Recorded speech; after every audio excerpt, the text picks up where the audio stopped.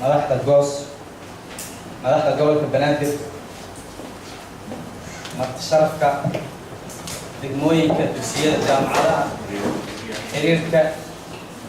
xiriirada kala duwan ee goos dhammaantiin assalaamu calaykum waraxmatullahi wabarakaatu.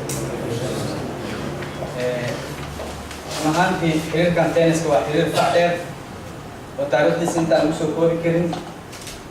xilligii lasoo aas-aasane waa xiriir taariikh ku leh sportska Soomaaliya. haddaan kasoo ambaqaadno xilliyadii ugu dambeeyey guddoomiyaal kala duwana soo maray. run ahaantii maantana halkaan ay soo gaarsiiyeen intaasba waa la shaqeynayna. haddana waxaan diyaarnahay inaan la shaqeyno. maanta waxaan u fadhinaa shirweynihii shanaad oo aan ka sugayna inay codkooda na siiyaan mar kale degmooyinka iyo jaamacadaha iyo dugsiyada. run ahaantii inta kasoo qayb gashay iyo inta soo abaabushay iyo xiriirka inta ka qayb qaadatay aad ugu mahadsan yihiin.